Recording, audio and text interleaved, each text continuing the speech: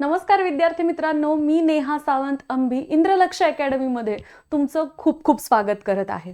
गेल्या काही दिवसापासून तुम्ही स्ट्रेट ऑफ हॉर्मोज हा शब्द भरपूर वेळेला ऐकला असेल. पण नेमकं स्ट्रेट ऑफ हॉर्मोज न्यूजमध्ये का आहे, ते नेमकं काय आहे, ते स्ट्रॅटेजिकली का इम्पॉर्टंट आहे, असे जर प्रश्न तुम्हाला पडले असतील तर तुम्ही योग्य व्हिडिओ पाहत आहात. तुम्हाला जनरल नॉलेज म्हणून सुद्धा हे माहिती करून घ्यायचं असेल तरी सुद्धा योग्य ठिकाणी आहात. आणि समजा तुम्ही स्टुडंट्स आहात तर तुम्हाला मॅपिंग, करंट अफेअर्स, तसं जिओ पॉलिटिक्स ह्या सगळ्या अँगल्सने तुम्हाला स्ट्रेट ऑफ हॉर्मोज हा टॉपिक इथे छान समजावून मिळणार आहे. चला मग सुरुवात करूयात आपल्या आजच्या टॉपिकला. ओके, पाहायचं आहे. पहिल्यांदा आपण बघूयात की स्ट्रेट ऑफ हॉर्मोज न्यूजमध्ये का आहे, सगळ्यांच्या पॉइंट ऑफ व्ह्यूने आपण पाहून घेऊयात. तर पहिली गोष्ट सगळ्यांना जी माहिती आहे ती म्हणजे की वॉर चाललेला आहे. पहिल्यांदा ते इराण इस्रायल होतं, USA चा त्याच्यामध्ये समावेश आहे. आणि आता प्रामुख्याने इराण आणि USA मध्ये चाललेलं असलेलं हे जे वॉर आहे, ह्या वॉरमुळे आपल्याला स्ट्रेट ऑफ हॉर्मोज हा शब्द आपल्या कानावरती वारंवार आलेला दिसून येत आहे. आणि त्याच्यानंतर सर्वसामान्य जनतेला हा शब्द का माहिती आहे की जनतेला हे माहिती आहे की तिथे एक चोक पॉइंट तयार झालेला आहे, इराणने स्ट्रेट ऑफ हॉर्मोज बंद केलेला आहे, त्यामुळे आपले LPGचे जे प्राइस आहेत, किमती आहेत, त्या वाढलेल्या आहेत. त्यामुळे सर्वसामान्य जनतेला हा शब्द माहिती आहे. त्याच्यानंतर काय आहे तर न्यूजमध्ये आपण स्ट्रेट ऑफ हॉर्मोज पाहिलेला आहे की ह्या ठिकाणी इराणने काही ज्या मालवाहू किंवा तेल वाहून नेणारे जे शिप्स आहेत ते उडवलेले आहेत बॉम्ब्सनी, अशा प्रकारे आपण हे न्यूजमध्ये ऐकलेलं आहे. ह्या सगळ्या गोष्टींमुळे स्ट्रेट ऑफ हॉर्मोज हा शब्द सारखा सारखा गेले काही दिवस आपल्या कानावर पडत आहे. मग आता आपण पहिल्यांदा बघूया की स्ट्रेट म्हणजे नक्की काय असतं. ठीक आहे, स्ट्रेट म्हणजे सामुद्रधुनी, जे आपण शाळेमध्ये अभ्यास केलेला आहे, पण काही लोकांना किंवा विद्यार्थी मित्रांना रिव्हिजनची थोडीशी गरज आहे. त्यामुळे मी तुम्हाला सांगून देते की सामुद्रधुनी म्हणजे काय असतं नेमकं. तर ते एक नॅरो आणि नॅचरल वॉटरवे असतं. म्हणजेच काय आहे तर एक अरुंद आणि नैसर्गिक जलमार्ग आहे. नैसर्गिक जलमार्ग जो काय करत असतो तर टू लार्जर ज्या वॉटर बॉडीज आहेत त्यांना कनेक्ट करत असतो. म्हणजेच काय, दोन जलाशय जे आहेत त्यांना जोडण्याचं काम करत असतो. आणि त्याच्याच typically situated between two land masses, म्हणजे दोन भूभाग जे असतात त्यांच्यामध्ये तो सामान्यतः आपल्याला दिसून येतो. बरोबर आहे. मग आता हे लक्षात ठेवण्यासाठी आपण काय करूयात बरं, तर तुम्हाला लक्षात राहण्यासाठी मी एक छोटीशी आकृती तुम्हाला दाखवते की नेमकं काय असतं. बघा, हे दोन जलाशय आहेत. ह्या दोन जलाशयांना जोडणारं जे एक अरुंद नैसर्गिक जलमार्ग आहे, ह्याला आपण काय म्हणणार, सामुद्रधुनी किंवा स्ट्रेट असं इथे म्हणणार आहोत. ओके, त्याच्या दोन्ही बाजूला भूभाग आहे. त्यामुळे जेव्हा आता ह्याच्या पुढे कधी आपण स्ट्रेट बद्दल बोलू, या स्ट्रेट बद्दल बोलू, किंवा परीक्षेमध्ये तुम्हाला बाकीचे सुद्धा स्ट्रेट्स विचारले जाऊ शकतात, तर त्याच्याबद्दल अभ्यास करताना पहिल्यांदा आपल्याला ह्या 4 गोष्टी लक्षात घेणं गरजेचं आहे. कोणताही स्ट्रेटचा अभ्यास करताना आपण त्या कोणत्या 2 जलाशयांना जोडतात हे बघणं गरजेचं आहे. आणि त्याच्या बाजूला कोणते भूभाग आहेत हे सुद्धा पाहणं गरजेचं आहे. मग आता ह्याच गोष्टी आपण स्ट्रेट ऑफ हॉर्मोजच्या बाबतीत बघून घेऊयात. चल, मग स्ट्रेट ऑफ हॉर्मोज कुठे आहे नेमका, तर आपण ही जी एक आकृती आहे, ह्या आकृतीद्वारे आपण समजून घेण्याचा प्रयत्न इथे करूयात. बघा, तुम्हाला हा स्ट्रेट ऑफ हॉर्मोज इथे दिसून येतो. मी पेनाचा रंग बदलते त्यामुळे तुम्हाला इथे दिसून येईल पटकन. बघा, हा स्ट्रेट ऑफ हॉर्मोज आहे. मग नेमकं कोणत्या तुम्हाला 2 भूभाग इथे दिसून येतात, तर बघा, हा इथे इराण दिसून येतो आहे. येस, इराण दिसून येतो आहे. आणि तुम्ही इथे म्हणाल इथे दुबई दिसून येतोय, पण नाही. हा भाग जो आहे हा इराणचा हा भाग, आणि हा जो इथे भूभाग दिसतोय ना ह्याच्यामध्ये आहे. ठीक आहे, मग हे 2 भूभाग कोणते आहेत तर बघूयात. हे 2 जे भूभाग आहेत ते आहेत इथे बघा, इराणची जी नॉर्दर्न साईड असं आपण इथे म्हणूया, म्हणजे इराणची नॉर्दर्न साईड नाही आहे, स्ट्रेट ऑफ हॉर्मोजच्या नॉर्थला आपल्याला इराण इथे दिसून येत आहे. आणि UAE नियर बाय आहे. बघा, तुम्ही इथे बघू शकाल, हा जो UAE आहे हा नियर बाय आहे, पण तो स्ट्रेट ऑफ हॉर्मोजला जोडून येत नाहीये, तर तो आपल्याला काय ओमान आलेला दिसून येतो. मग तुम्ही म्हणाल मॅम ओमान तर इथे आहे, मग कसं काय स्ट्रेट ऑफ हॉर्मोजच्या जोडून येतोय असं आपण म्हणत आहोत, तर ते सुद्धा आपण इकडे नीट पाहणार आहोत. बघूयात आपण नेक्स्ट जो आपलं हा जो फिजिकल मॅप आहे त्याच्यावरती आपल्याला इथे नीट छान समजून येईल. बघा आता इथे आपल्याला एक दिसून येते, हा आपला आहे स्ट्रेट ऑफ हॉर्मोज. आता ह्याच्या इथे वरती आपल्याला हा इराण आहे, एवढा मोठा प्रदेश आहे, हा इराण आहे, हा दिसून आला. पण इथे बघा हा जो उमान आहे ना, ह्या उमानचा काही भाग तुम्हाला इथे दिसून येतो, काही भाग. ह्यालाच आपण इथे काय म्हणतोय माहितीये का, तर बघायचं आहे की ओमान आणि इराण ह्या दोन भूभागांच्या मध्ये आपल्याला स्ट्रेट ऑफ हॉर्मोज दिसतो आहे. आणि हा कोणत्या दोन वॉटर बॉडीजना जोडत आहे, तर बघा तर पर्शियन गल्फ ज्याला आपण पर्शियन आखात असं म्हणतो, आणि दुसरं आहे गल्फ ऑफ ओमान, म्हणजेच काय ओमानचं आखात. ह्या दोघांच्या पुढे आपल्याला आलेलं दिसून येतं. मग जर तुम्हाला ह्या गोष्टींमध्ये किंवा आपण हे जे एक आकृती काढलेली आहे, आपण म्हणूयात फॉर्म्युला काढलेला आहे, त्याच्यामध्ये आपलं स्ट्रेट ऑफ हॉर्मोज कसं बसेल, तर मग इथे अतिशय सोपं आहे. हे आपलं समजा स्ट्रेट ऑफ हॉर्मोज असेल, तर हे काय आहे Persian gulf and gulf of Oman, ह्या दोन जलाशयांना जोडता आहे. आणि हा भूभाग एक कोणता आहे, तर हा इराण आहे, आणि भूभाग दुसरा कोणता आहे, तो ओमानचा भूभाग आपल्याला आलेला दिसून येतो. ठीक आहे. सो आपण फिजिकल जिओग्राफी वाईज हे बघितलेलं आहे की कोणते दोन जलाशय आणि दोन भूभागांच्या मध्ये आपल्याला ते आलेलं दिसून येत आहे. ओके. मग आता आपण पुढे अजून डिटेलमध्ये थोडंसं ह्याच्या जाऊयात, त्याची शेजारची राष्ट्र बघूयात आणि प्रमुख भौगोलिक वैशिष्ट्य बघूयात. काहीतरी त्याचं भौगोलिक वैशिष्ट्य आहे ज्याच्यामुळे ते ठिकाण एवढं वर्ल्ड वाईड किंवा आपण म्हणूया जागतिक स्तरावरती अस्थिरता निर्माण करत आहे. ठीक आहे. चला मग आपण इथे बघूयात की शेजारची राष्ट्र कोणती आहेत. जोडून येणारे राष्ट्र इराण आणि ओमान आहे, परंतु त्या स्ट्रेट ऑफ हॉर्मोज वरती कंट्रोल असणारं संयुक्त अरब अमिराती म्हणजेच UAE हे सुद्धा एक राष्ट्र आहे की ज्याच्यावरती कंट्रोल आहे. मग आता त्याबद्दल आपण इथे बघून घेऊयात.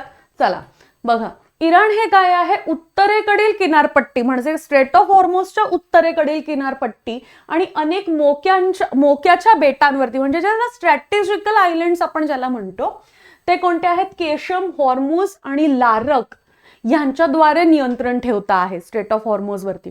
आता ही महत्वाची नावं आहेत का ते मी तुम्हाला पुढे सांगते. ठीक आहे. आता ओमान काय करता आहे, ओमान मुसांदम द्वीपकल्पाच्या माध्यमातून दक्षिणेकडील किनारपट्टीवर नियंत्रण ठेवते. जे मी तुम्हाला मगाशी सांगत होते ना की तो भाग तर तुम्हाला UAE दिसतो आहे, मग ओमान कसा, तो पार्ट आपण आता इथे समजून घेणार आहोत. चला बघा, आता इथे तुम्हाला दाखवते. वरती आपल्याला काय सांगितलेलं आहे, केशम आयलँड, लारक आणि हॉर्मोज आयलँडने काय करत असतात, इराण कंट्रोल ठेवता आहे.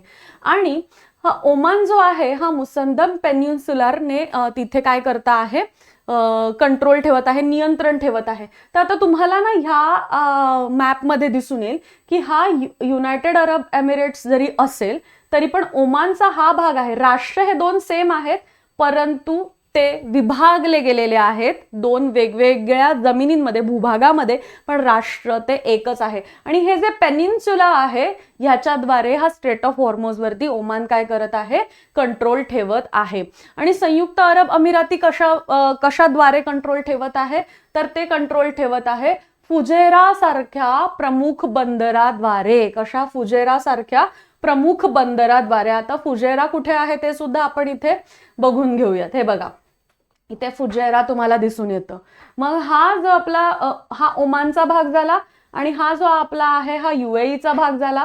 तर हा जो UAE आहे हा फुजेरा सारख्या बंदरामधून नियंत्रण आपल्याला ठेवताना दिसून येत आहे.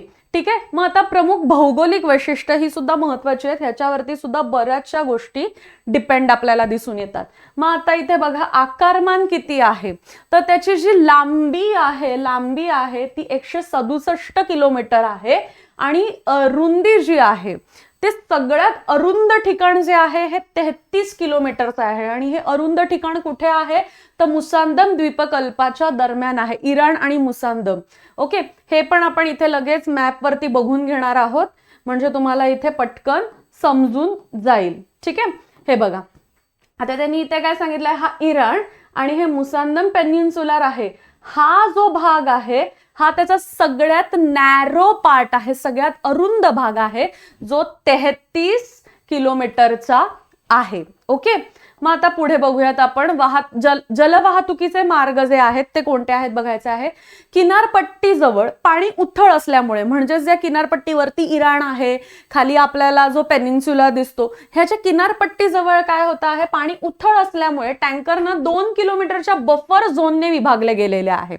मध्ये 2 किलोमीटरचा बफर झोन आहे आणि 3 किलोमीटर रुंद वाहतुकीचे 2 जलवाहतुकीचे मार्ग आहेत. आता हे पण तुम्हाला व्हिज्युअलाइज होणं थोडंसं डिफिकल्ट आहे, त्यामुळे तुम्हाला मी इथे दाखवलेलं आहे. हे बघा की हा 2 किलोमीटरचा बफर मार्ग दोघांमध्ये गॅप ठेवलेला आहे जाण्या येण्याच्या मार्गामध्ये, आणि हे असे 2 मार्ग त्यांनी जाण्या येण्याचे इथे केलेले आहेत. आणि आता लेटेस्ट आपल्याला हे पण एक न्यूज मध्ये आपण ऐकलं आहे की इराणने काय केलेलं आहे, तिथे चेकपोस्ट ठेवलेले आहेत, टोल लावलेला आहे जवळपास.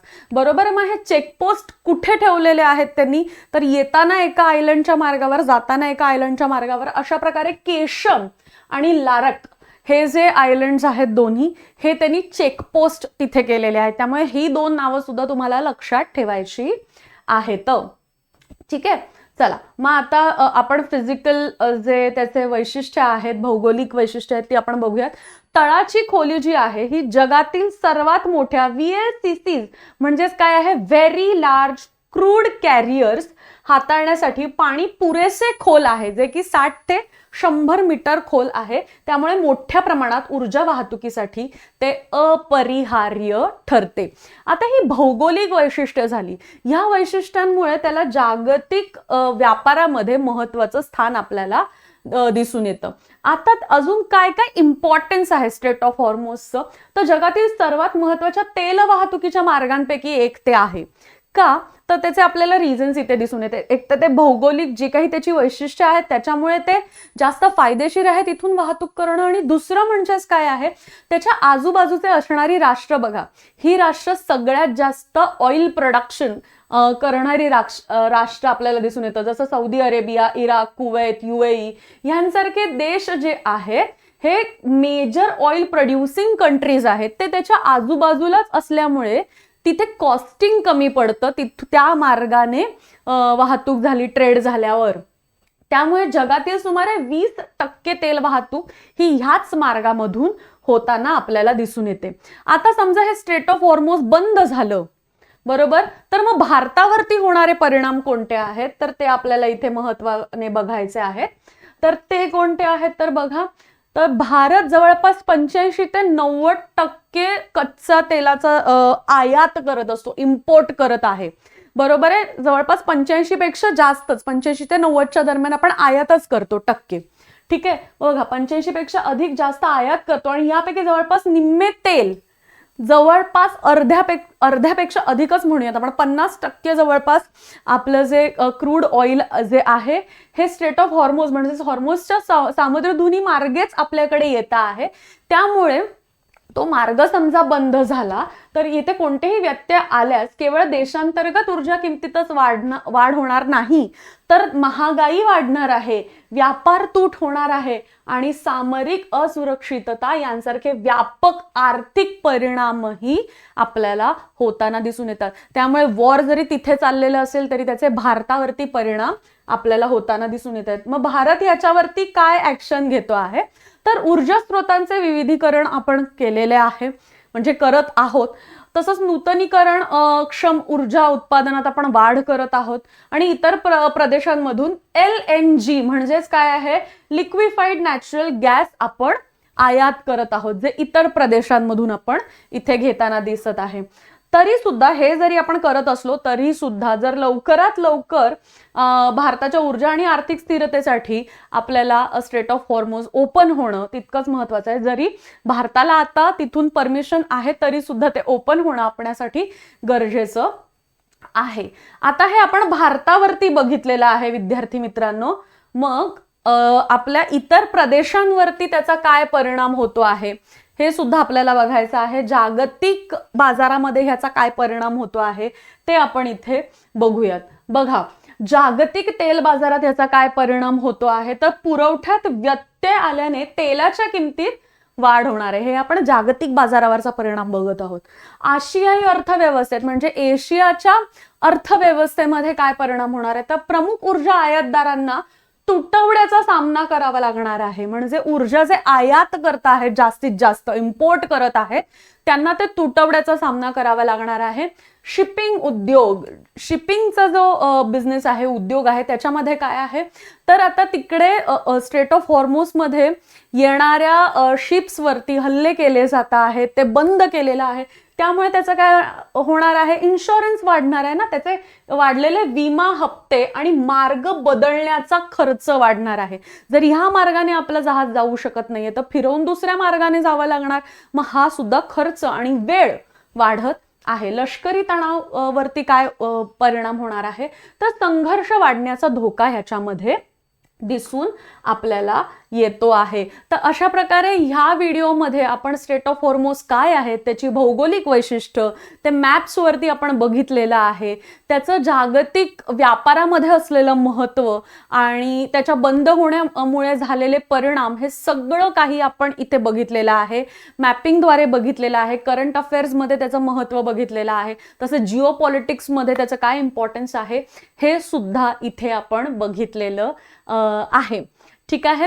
तर ह्याच्याच सारखं तुम्हाला वेगवेगळ्या विषयांवरती व्हिडिओ हवे असतील तर नक्की सबस्क्राईब करायचं आहे आपल्या इंद्रलक्ष अकॅडमीला. येस, तुम्हाला इथे दिसून येईल. आपला इंस्टाग्राम आहे, यूट्यूबला तुम्ही सबस्क्राईब करायचं आहे. तसंच तुम्हाला काय एन्क्वायरी असेल तर तुम्ही व्हॉट्सॲप सुद्धा करू शकता आहे बॅचच्या एन्क्वायरीसाठी वगैरे.